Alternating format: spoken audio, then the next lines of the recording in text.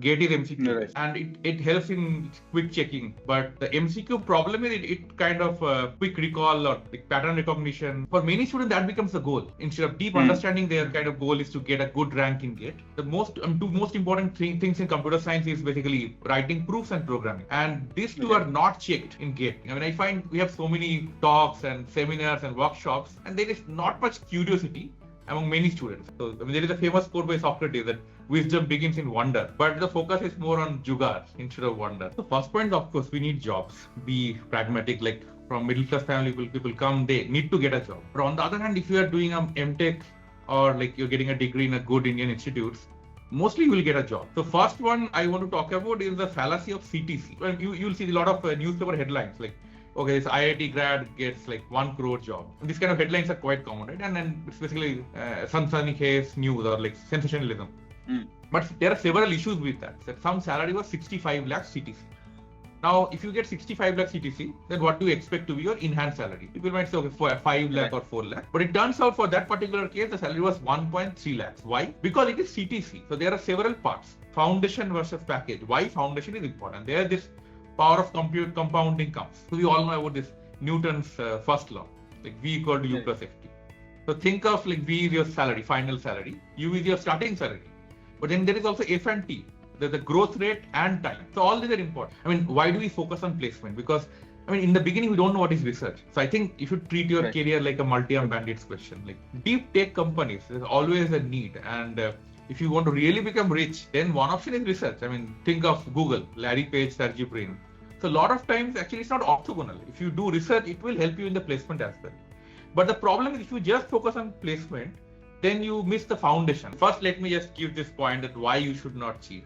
So there are 3 reasons. Right. The first one is common. Everyone knows this moral thing that, I mean, in Bangla, there is a proverb that Churi Vidya, Mahavidya, Jutina Porothora. But even then, if something is wrong, it's wrong. So, and the learning happens when you struggle. Now, if you're using AI to kind of replace the struggle and get the marks, the problem is you're not developing your brain. You should use AI as assistants, but not, it should not replace your mind. I mean, this famous quote by Einstein is there that education is not about learning the facts, but also training of mind, how to think. And finally, I'll talk about some philosophy as well, which is my favorite. What is the purpose of life? I mean, in Japan, there is this thing called ikigai. So what is the purpose of life? They say there is intersection of 4 things. The 5th stage is called self-actualization, where you realize your full potential. So 4th stage you will reach if you focus on the package.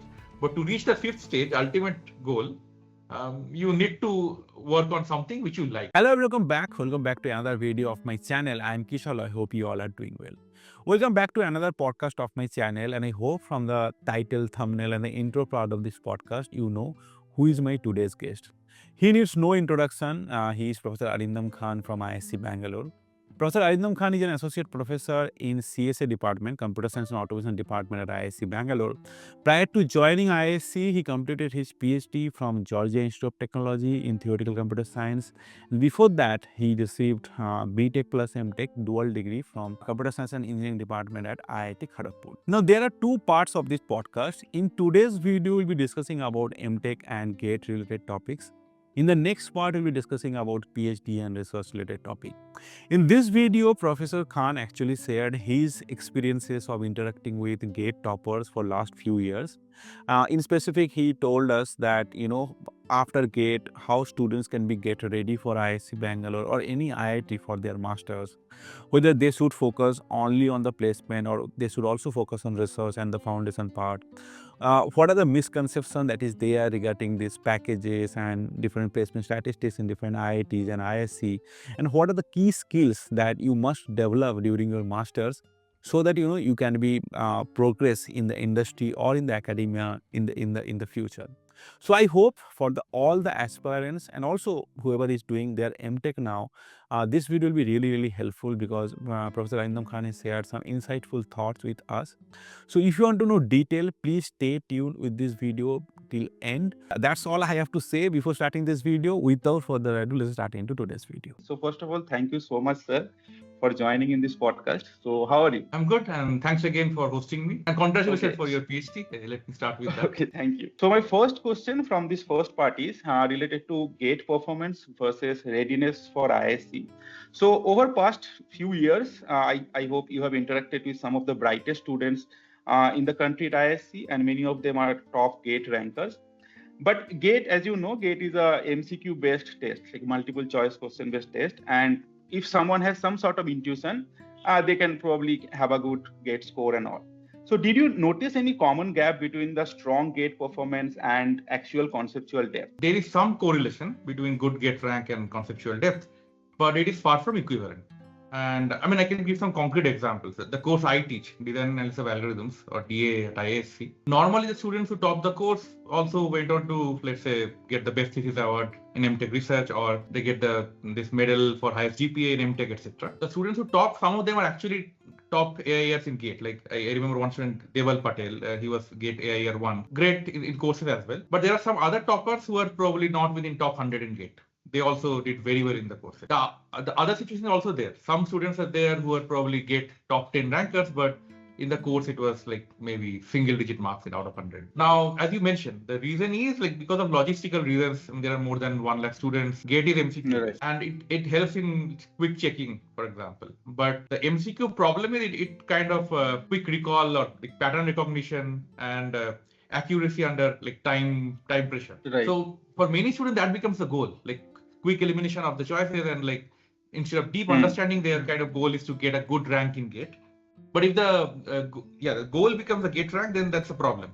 And what happens is many of the students, they focus on this quick elimination of choices, but that may lead to comfort with formulas. They might know the algorithm statement or complexity.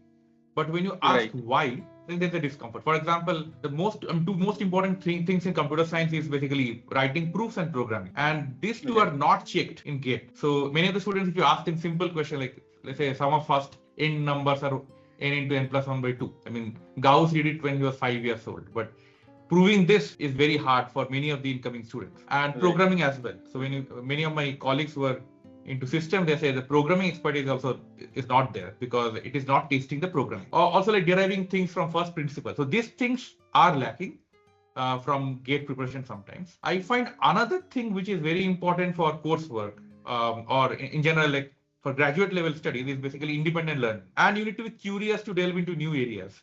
And that part is also missing. I mean, I find we have so many new talks and seminars and workshops, and there is not much curiosity among many students. I mean, some of them are curious, they will come, but many of them are not. So I mean, there is a famous quote by Socrates that wisdom begins in wonder, but the focus is more on jugaad instead of wonder. So that's one complaint I have. But otherwise, I mean, in general, many students are well prepared. They should focus on strong foundation, understanding things in more depth, writing proofs, do programming, and be curious. Yeah, I can completely understand. And probably I have also seen many people, probably they are kind of having some sort of rote learning. Like I'll just learn the formula and try to solve it and solve as much as question as possible, so that kind of my brain is trained kind of a pattern it will learn, and then I'll try to unknown problem, similar kind of problem in the GATE exam. I mean, it is to continue with this. One thing is like in machine learning, was unlearning. So there is some kind of unlearning needs to be done when they come. And the good thing is many students do that. The first semester is a shock. Like, okay, I am a topper of my college or whatever, and here I come and I get like very poor marks in the first exam. And you understand the preparation is different. You cannot study just the day before the exam and get good marks. It's a whole semester long process you have to learn. So but good thing is a lot of the students learn it in the first semester and then they adapt. But yeah, I mean, I think that is, I mean, this kind of mindset of the students comes up probably in my next question. So there is this packages versus foundation. So most of the students I have seen, they prepare for the GATE exam because primarily, you know, they want to have a job, high-paying job after the MTech. And many of them actually choose which IIT or IISc I'll be choosing based on the last few years placement statistics, for example. And even after joining the institution, I often get these questions like which subject I have to choose, then I'll get a good job, or which professor, if I join, he or she can maybe recommend me to a good, company. So in that sense, this idea of pursuing MTech has increasingly become of landing in a high-paying job. So from a long-term perspective, do you think there is some flaw in this approach? The first point is, of course, we need jobs. Be pragmatic. Like from middle class family people come, they need to get a job. But on the other hand, if you are doing a MTech or like you're getting a degree in a good Indian institutes, mostly you will get a job. Now, how do you define a good job? So there I have some concern regarding package. Now, in general, our society, we are kind of hierarchical society, and there are like tendency that we have multidimensional ability. We try to map it to a single point and try to get a total ordering. So for example, like, who is good among two students? We either have rank or GPA or package. Like, what is the package that you can decide, okay, what is my social ordering in some way? But there are several problems with that. So first one I want to talk about is the fallacy of CTC. So, I mean, the average, so statistics, you'll see a lot of newspaper headlines like, okay, this IIT grad gets like 1 crore job. And these kind of headlines are quite common, right? And then it's basically sunny case news or like sensationalism. But there are several issues with that. First of all, I saw recently a video by this 01 by Zerodha or some YouTube channel. They were actually talking about this problem itself. So first point is, when they say 1 crore job, they are focusing on, like, they're not telling that the job is based on India or abroad. Now 1 crore in San Francisco is actually not that high paying. No. The cost of living is different. So that point is not there. But even if it is in India, then the point is you're focusing on the maximum, not on the median or mean, and that completely changes statistics. So actually, I mean, you mentioned about this placement statistics. So there was some post by some student that the placement situation is not good, etc. Of course, we need to improve placement situation. But then one of our placement coordinator, Aditya Shaw, he actually like found some data using RTI, etc. And that actually showed that almost all top IITs or IISc have similar placement statistics. So the mean, I actually posted on one LinkedIn post regarding that. So median was almost all of them were 25 to 32 on that particular year, and max was 50 to 60.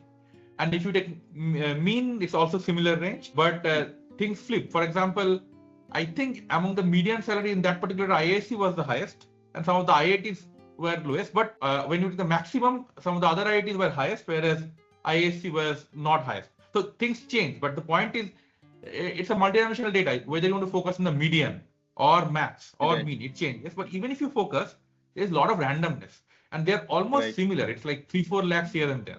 That's one point.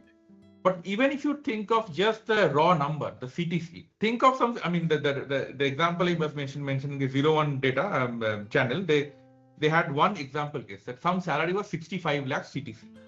Now, if you get 65 lakhs CTC, then what do you expect to be your enhanced salary? People might say, okay, for 5 lakh or 4 lakh. But it turns out for that particular case, the salary was 1.3 lakhs. From 65 lakhs, it's 1.3 lakhs. Why? Because it is CTC. So there are several parts. So one is this base. In that particular case was like 16 lakh or 17 lakhs.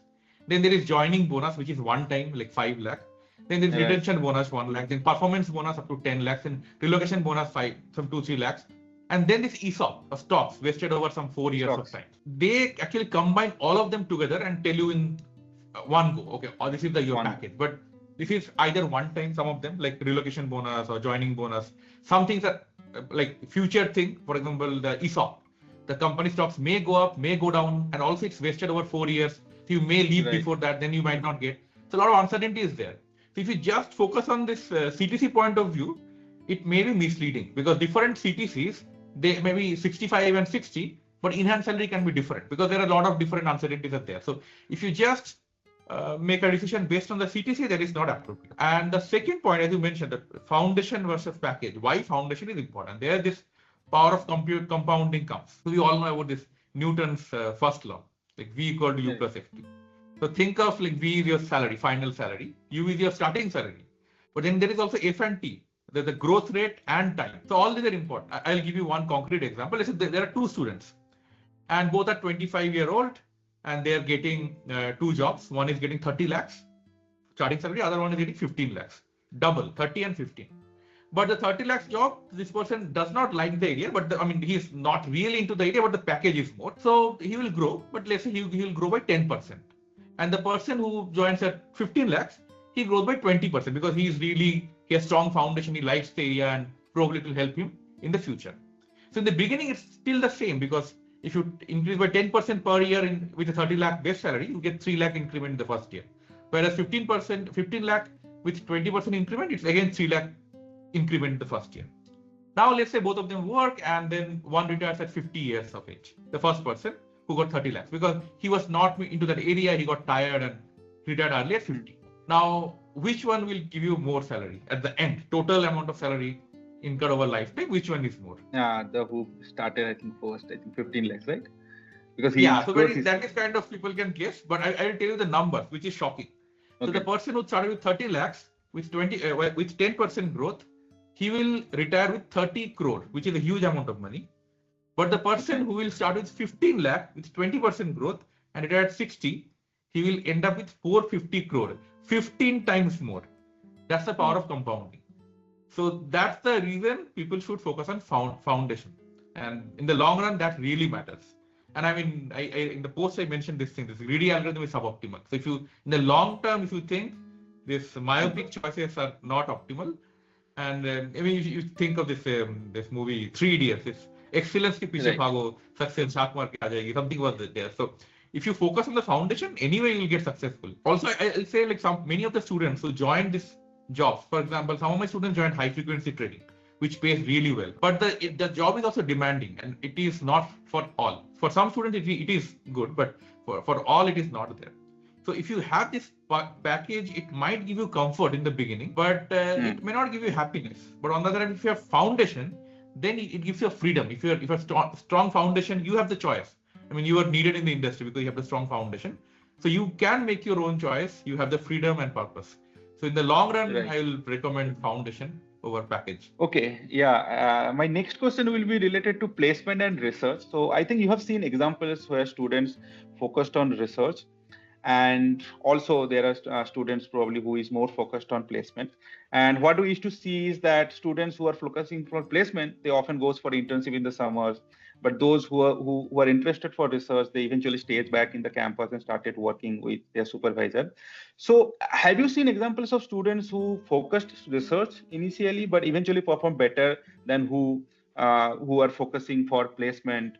And these, kind of focusing on foundation and working on research statement during the summer break actually help them in their placement time during the winter? So first of all, it's a personal choice. Some people might find industry jobs good. Some people might find research is good. But I think that you should not be fixed in the beginning. I mean, why do we focus on placement? Because I mean, in the beginning, we don't know what is research. So I think you should treat your career like a multi-arm bandits question. Like you probably know about multi-arm bandits, like online learning problem, right? So early on, you should explore, and then only you should exploit. So those of you who don't know about multi-arm bandit, think about buffet problem. Like you have a buffet and there are 1,000 items in the buffet. Now, you kind of know from your history that I know 10, 15 types of items, but then you don't take the first item and eat. You just sample a little bit for all these first 10 items and then find, okay, the biryani is really good, and focus on it. So similarly, like unless you explore research, explore different types of areas of computer science, you cannot take an informed choice. So first point is fine. Like you can go for industry job, research, or whatever. Like even someone can become a bureaucrat or like into marketing. But you should take an informed choice. You should see these different areas and then take an informed choice. And yes, you mentioned also about this salary in the long run for people who focused on research. So who is the youngest Indian billionaire? No. It's Arvind Srinivas. Arvind Srinivas is a perplexity person. Like he is the founder of Perplexity. Oh yes. Yeah, so he did a PhD. Heard about it. So I mean, he's the youngest billionaire. The point is, deep tech companies, there's always a need. And if you want to really become rich, then one option is research. I mean, think of Google, Larry Page, Sergey Brin. Or a lot of IISc examples are there. I don't know if you know about Geeta Manjunath. I mean, she is the founder of this company called Niramai. There are several examples. Like even in CSA with the Strand Life company or Simputer. Recently, Himanshu Tyagi has this company called Sentient. So a lot of people, deep tech companies, there is always chances that people will value that in the long run. So it's from monetary point of view, there is a possibility. But it's not only money. My point is, if you first of all think about research, it's not only that if you do research, you need to do a PhD or you need to go for research labs or academia. If you even think of MTech project, when you did MTech project at IISc, for example, it teaches you several skills which are required even in the industry. Think of when you attack a problem, or if you think about a research problem, it teaches you how to tackle a complex problem. Then it also teaches some presentation skill. You write the paper or report and then you present it. You work in a team. You collaborate with some researcher. You learn from them. So all these skills are important. So and many of the times, even one of my students, MTech coursework student, he got placed this year, and he was working on some development of some packing algorithms and scheduling algorithms. And actually, the interviewer, they actually valued it, and because in their company they had some similar algorithms, some need for some similar scheduling algorithms, and it helped. So a lot of times, actually, it's not orthogonal. If you do research, it will help you in the placement as well. But the problem is, if you just focus on placement, then you miss the foundation. And IISc provides so many different courses, for example, or not only IISc, any graduate level institute will provide you so many different courses and so many different opportunities. If you just skip the coursework and focus only on job, in the beginning it will be fine, but in the long run, it is not that great. And yeah, finally, I'll talk about some philosophy as well, which is my favorite. What is the purpose of life? So there's a lot of philosophy. People are thinking about this for millennia. So, I mean, in Japan, there is this thing called ikigai. So, what is the purpose of life? They say there is intersection of 4 things. You should be good at it, you should enjoy it, and society should value it, like in the sense they should need it, and you should be get paid for it. Yeah. So, all these 4. If you are only getting paid, but if you don't enjoy the work, or if you are not good at it, then in the long run, it will not give you happiness. And another way, this similar philosophy is also there in our Indian philosophy, like this Purushartha, life of purpose of life, or even Western philosophy has this Maslow's hierarchy of needs. Like as you grow, your needs change. So in the beginning, basically the basic need is this air, roti kapra makan. And then once you have that, then you need some safety. For example, financial safety, social safety, personal safety. Third level, you need love and belonging. So family and so on. But these 3 most people achieve from stable families. 4th step is esteem, like you need respect and recognition from others. And here the package is important because in social aspects of Indian society, many times how much you earn is a signal of your social prestige. So that is 4th. But that is not the final stage. The 5th stage is called self-actualization, where you realize your full potential. So 4th stage you will reach if you focus on the package. But to reach the 5th stage, ultimate goal, you need to work on something which you like. So for that, you need to explore and then decide. Yeah, I mean, that is really something very insightful. I have just a follow-up question here. So, I mean, what I have seen over the years, I mean, I graduated my BTech in 2012. So that time people are not preparing even for GATE exam. I mean, people like just take a TCS job or Infosys job and get settled. Over the years, I have seen now people have this more inclinations towards coming to MTech and all. But yeah, again, after MTech, most of the people are going for jobs only. So, I mean, you are in this academia for last 5 or 6 years. So, have you observed any change, like more of students now going for research? They are not maybe choosing the conventional path of going to a high-paying job. I mean, is the scenario changing or it's kind of the same? Might be similar only, I'm not sure. But my point is people should explore. I mean, research is not for everyone. But in general, I find there are 2 programs we have at IISc, MTech Research and MTech Coursework. So MTech Research students, surely, they are getting into research. Most of them are actually joining PhD program or joining research. But even among MTech Coursework students, most of them join industry jobs, for sure.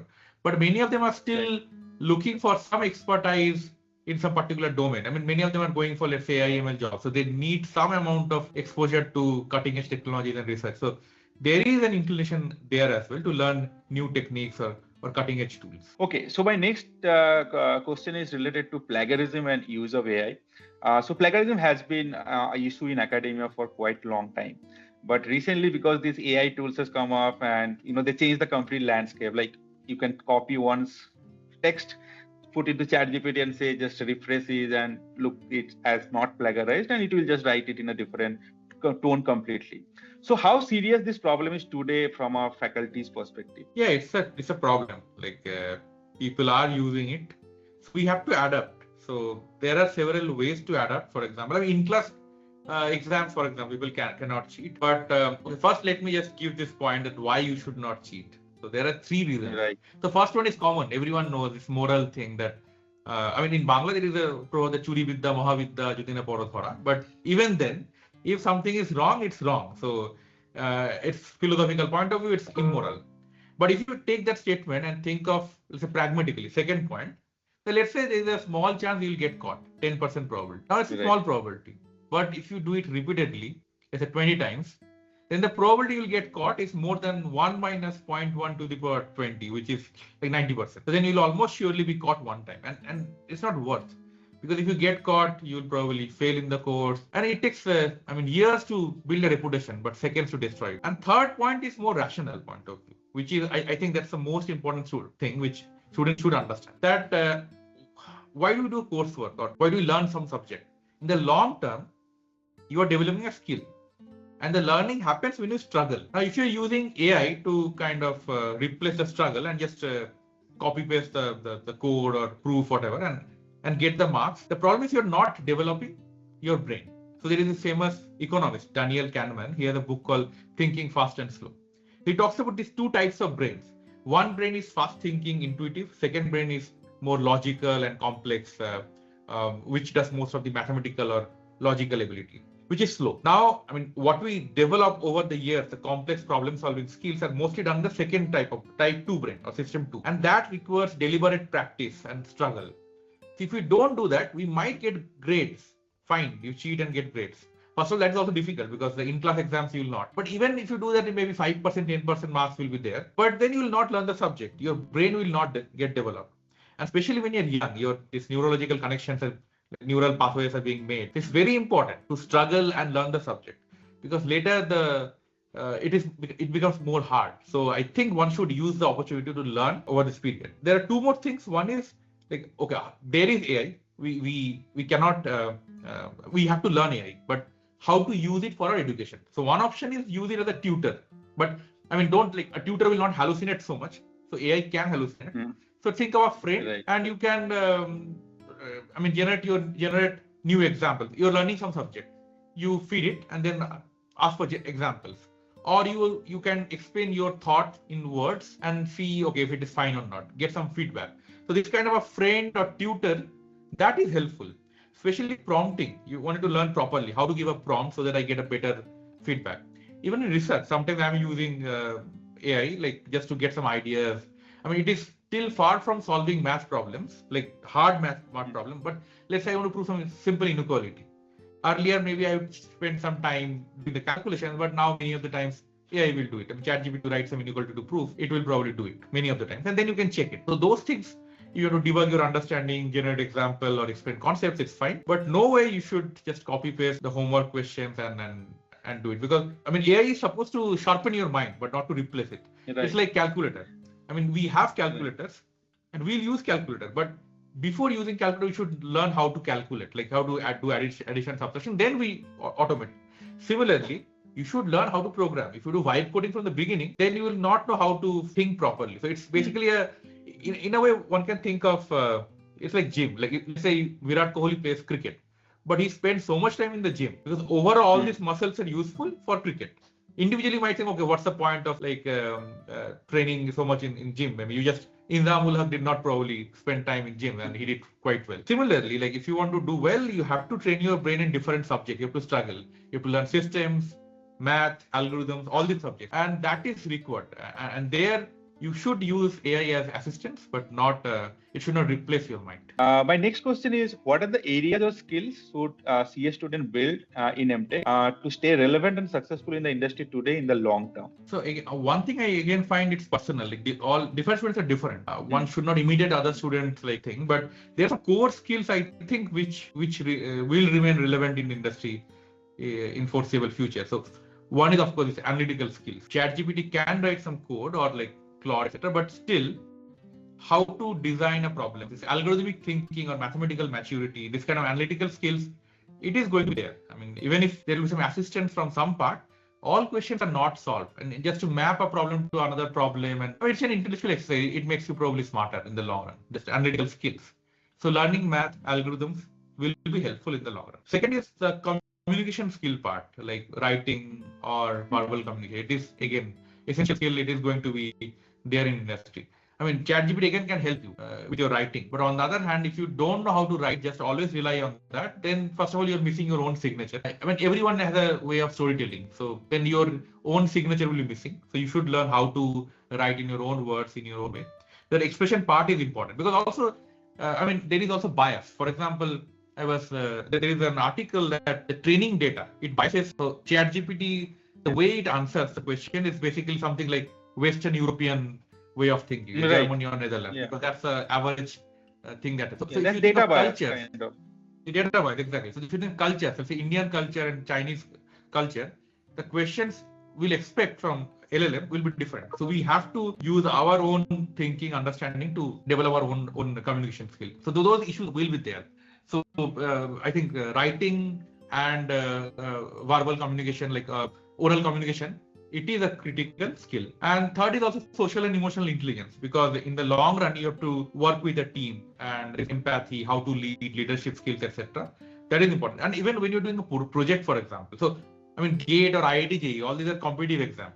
So it's I mean, if you get a good rank, that means your friend gets one rank below you. That's competitive. But when you work on a project, it is collaborative. So both of you are benefiting from that. So that also teaches you about this leadership skills and empathy and like working in a team. That is again a important skill. And fourth point is again like this famous quote by Einstein is there, that education is not about learning the facts, but also training of mind, how to think. So autonomy or learning how to learn, that's the crucial part, because tools will change. Like when I was doing my undergrad, ML was very nascent at that time. Like there was no deep learning, etc. Okay. But then things have changed in last 10 years rapidly. Who knows, in next 10 years something else will change. But the core skills are still the same, like mathematical maturity, writing skill, your emotional intelligence, and autonomy to learn or independent learning. These skills will remain there. So I think this fourth skill set, I think, will be very relevant even in next 20-30 years. Any final message to the aspirants who will be appearing for GATE 2026? First of all the best. You have worked so hard, so you deserve a success. But on the other hand, there is a lot of randomness in any exam, and one exam does not define. Not one. I mean, any exam does not define. There are so many examples they are there. Like, yeah, it's an opportunity. I mean, if you do well in GATE, maybe you'll get it's a stepping stone. You'll get a good institute and you'll get some opportunity. But if you're not, then one of the next year you can get. Otherwise, also wherever you are, you work hard. You learn your. If your foundations are strong, in the long run, you will achieve what you deserve. So that's my message. So it's not the end of the world. I mean, exactly. A lot of people are. I mean, after 10th or 12th. If the marks is like 70%, a lot of people are depressed. In the long run, I mean, think of a career of 60, 65, 70 years, people will work. I mean, it doesn't matter. I mean, a lot of my friends from my school or other places, they did not do well in the exams. I mean, in GATE, maybe they studied in some college, local engineering college, etc. But they worked hard. Initially, they started with 3 lakhs or 4 lakhs package. But then they worked really hard. And after 5-6 years, they were at par. I mean, many of them joined top MNCs. And after that, all are equal.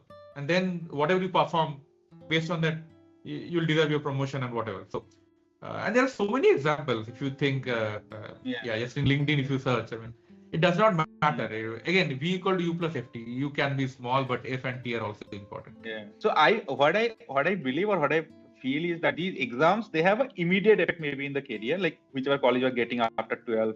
But in the long run, the effect is very minimal. Yeah. I mean, there are some advantages, for example. So first of all, like IIT, etc. One advantage you get is a peer group. You get a good peer group, good education, and then you have a good networks, like, I mean, the alumni networks, etc.